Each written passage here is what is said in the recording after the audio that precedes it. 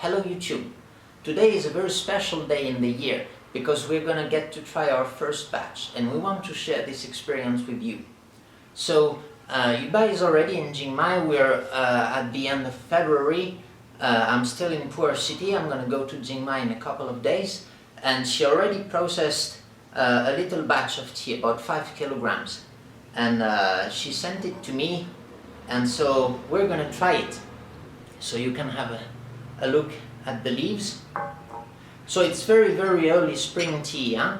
Usually spring tea comes out by the mid of March, or usually on average on the mid of March. For example, in the last year it came out very early in 2017. A little bit of tea came out very early, as early I think as the mid of February or late February. So it started to sprout a little bit and then nothing. And then we had to wait until the mid to end of March, until the mid of March to start really processing a lot of tea. So like the tea gardens can sprout at different rates, and even within a single tea garden, same environment, the teas will sprout at different rates. Some of them can be very early, so in very early spring, like late February, you can have a little bit of tea. And this tea can be quite different from the proper spring tea that we get afterwards. Okay, so here's the first brew. You can have a look at the color of the tea. So it's quite yellow, which I think is a good thing. It's related to processing. If you processed it greener, it would be more fragrant. The tea soup would be also greener and maybe a bit more clear. Well, it's fairly clear too, this one. So you'd get a lot of fragrance. But as you know now, we prefer to put the emphasis on mouthfeel rather than fragrance. So usually the main difference is we don't cook the tea that dry. You know, when you finish the shaching at the end, you can get the leaves you can have the leaves get very dry, and that will deactivate more of the enzymes, because when the tea is dry, they are more sensitive to heat and the enzymes are more easily deactivated, and we don't do that anymore. So one drawback is in very young tea, you won't have that much of a fragrance, but that fragrance will build up over the months. But anyway, I haven't tried this tea, so let's try it first, huh?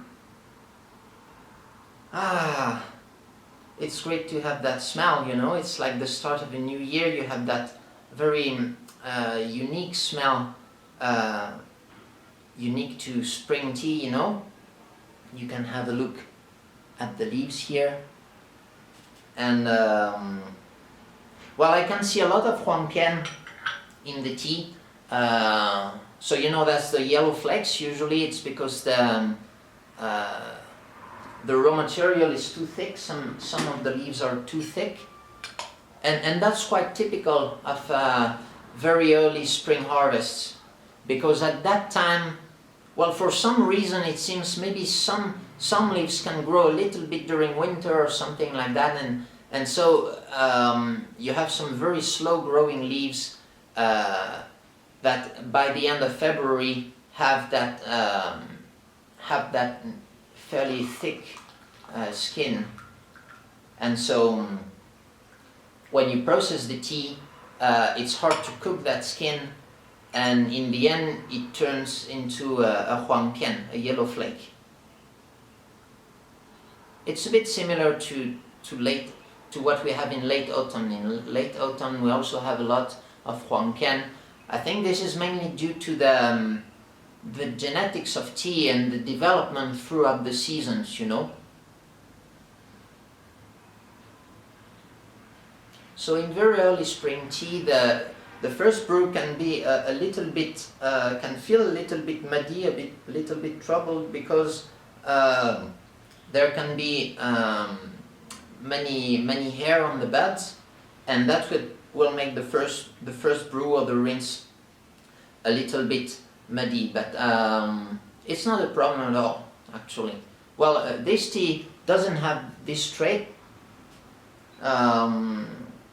As you can see, the leaves don't seem to, like the buds don't seem too hairy here, and really lots of pumpkin. Actually, it looks a lot like a late autumn tea, this one.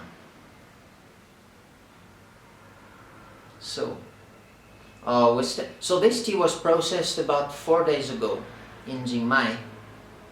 So we still have that. We call it taiyang wei. It's like the smell, the taste of the sun. You know, after you sun dry the leaves, it changes the taste, and you have to let this taste like go away, and maybe after 2 or 3 weeks, this taste will be much lighter. You'll still have it a little bit, but you'll be able to get the real taste of tea more clearly.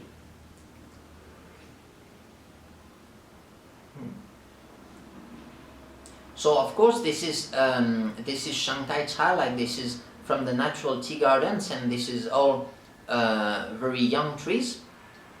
Let me remind you that young trees and prune trees, like if you prune the top of the tree, and if the tea is young, they will come out earlier in the season. So usually what you get in the very early spring is tea that has been pruned during the winter, for example. Because you know, like our natural tea gardens in Jingmai, they are still pruned maybe once every 3 years. So we don't keep picking tables. We don't have very neat picking tables like you can find in most of the plantations in the world. But you still need to prune them once every 3 years so that they don't grow too tall, or so that they are still harvestable. Even the gushu actually are pruned, you know. When some branches grow too high and there's no way of harvesting them, then you can cut that branch to leave more energy available for other branches to grow. But anyway, let's talk about the taste of tea. So yeah, we have a very strong taiyang wei, very strong sun taste, which is very green, very sharp, a very sharp taste in the middle of the mouth.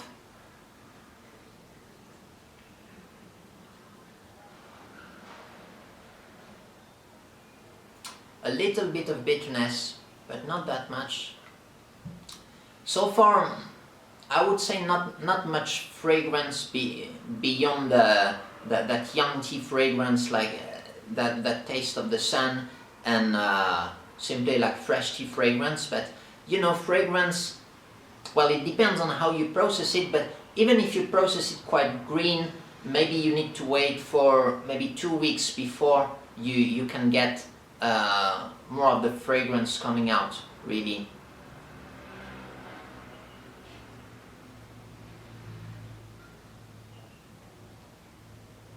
But a good thing is I feel this tea has a decent thickness, and that's the most important criteria for me when I taste young tea. Because really, how the fragrance will be in 6 months or 1 year, it can be a bit hard to say. But that thickness, it will surely stay. So let me have a second brew. I'm going to brew it a little bit stronger.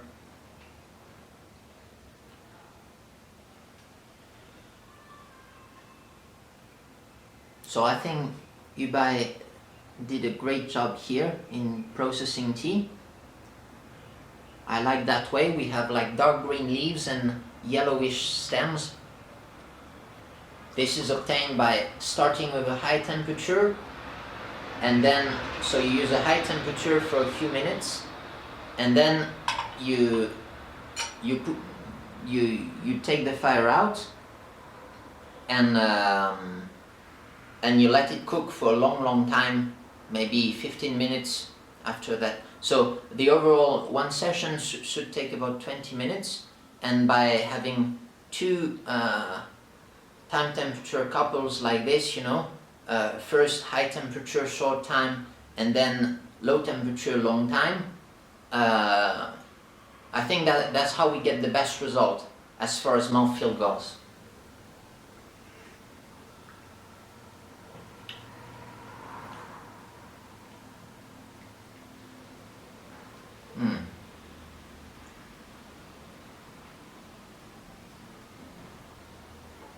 Yeah, I like the thickness in this tea. And you know, this is Shanghai Cha, like this is probably some of the youngest trees we have in Jingmai. But I think it's a good start for the season, you know. It's always good to start the season with a tea you like, because then maybe that's a good prediction for the weeks to come, you know. 2017 was not such a good year because we had lots of problems with rain mainly.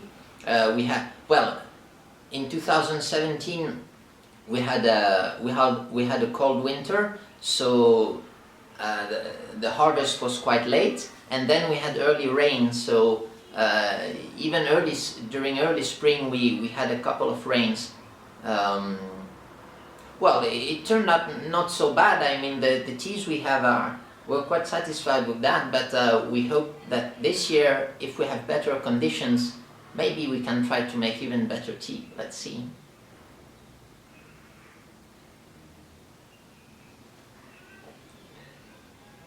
Oh, here the bitterness comes a little bit, but it's a kind of slightly persistent bitterness.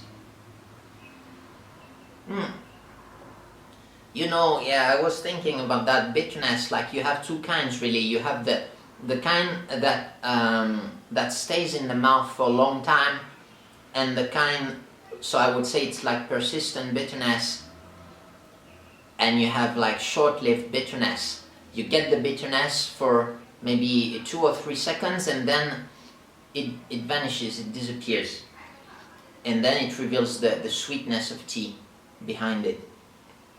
Here I would say it's a bit of persistent bitterness, which is typical for young trees. Usually that kind of fast changing bitterness, you get it more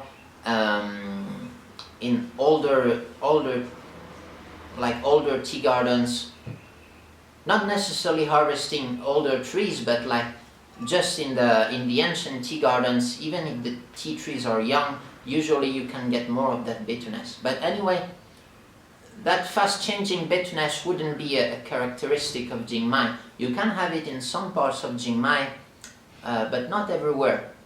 So it depends, you know. Like, the taste of Jingmai can be very diverse. You can have very bitter tea in Jingmai, but they are few, and more of the tea is more like sweet and fragrant. That's how generally people characterize Jingmai tea in China.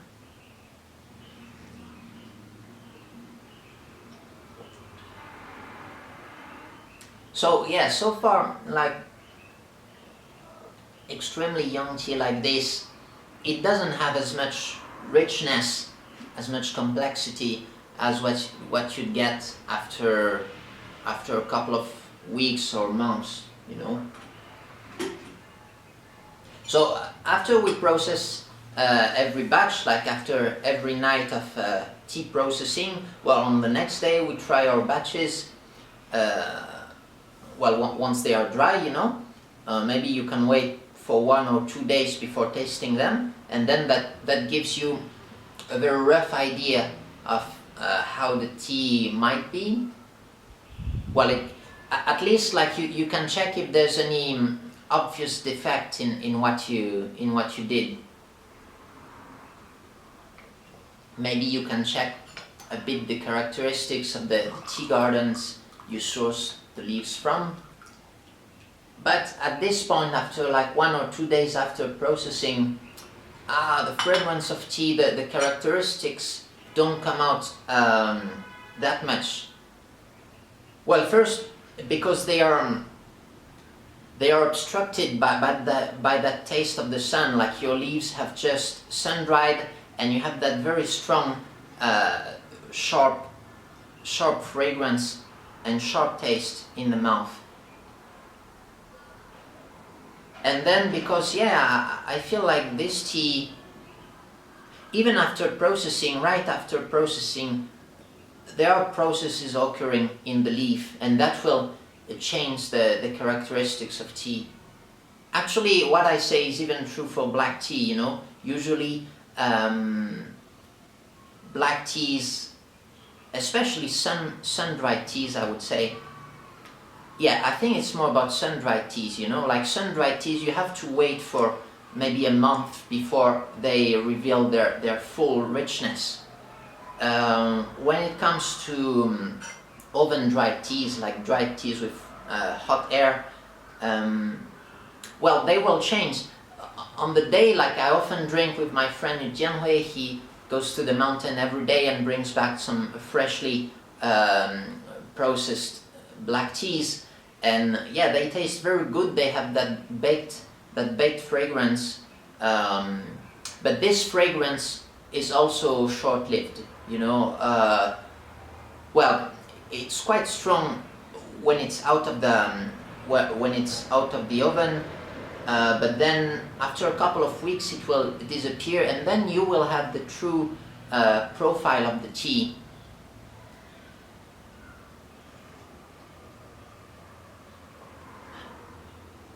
But I like the thickness in this tea, and I like the fact that it's not overly fragrant. Well, you start to have a little bit of that fragrance that's inside the mouth, you know, and when you breathe in, it feels fresh here, it feels fresh in the back of the mouth, in the throat, and I think that's what good Pu-erh tea should be. You know, like Pu-erh tea, it's a tea that you enjoy during the tasting, but also and maybe mostly after the tasting. What I like in a good Pu-erh tea is like the fragrance you have that lingers in the mouth after you've drunk the tea. And it has to feel good, especially when it's young like this. You can see the profile, like some teas, they can have good fragrance and stuff like this, but when you drink it, I don't know, like you know, like your face just changes a little bit, like you feel that they aren't that very comfortable to drink. And when you have good tea, it feels clean, like it flows down, it goes down the throat very easily. I like that with the teas from Yiwu. Usually, you know, like the tea from the eastern part of Yiwu, like Guafengzai, Dingjiazai, those areas, they have a very, very clean feel, thick and clean. And I think that's why those teas are so pricey, you know.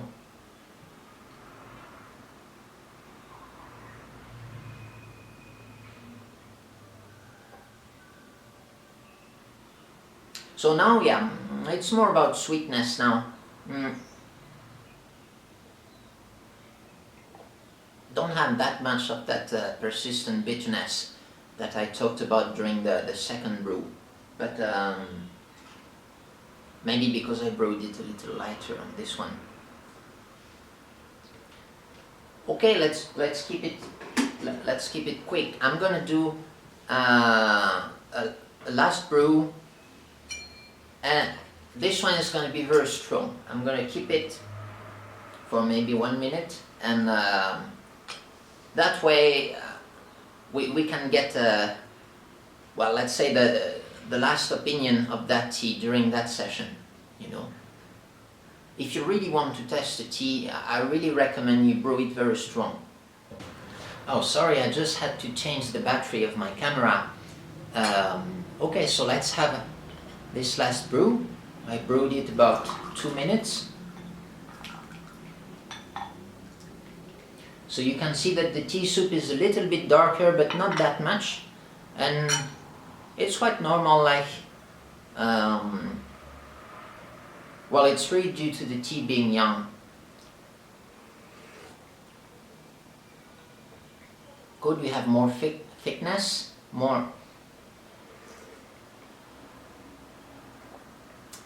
thickness, more powerful fragrance inside in the mouth. Like, it's kind of fragrance that you can only get by retroolfaction, you know, by breathing air out of the nose and keeping your mouth closed. So yeah, that's about it for today.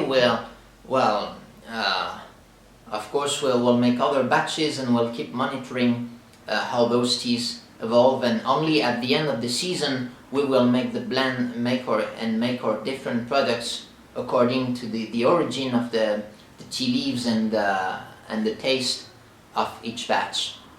So thank you for watching. I will add actually this batch on Farmer Leaf. I want to sell it as Maocha, so that you can try a very young tea, and you will see how it changes along the weeks and the months after you receive it. It's very interesting because, like, during the first 6 months after its production, Pu-erh tea will change a lot, and you can taste it again every week and it will have a different taste. So I hope you will enjoy it. It will be available on farmerleaf.com, and well, thank you for watching, and see you next time. Have a great spring. Bye bye.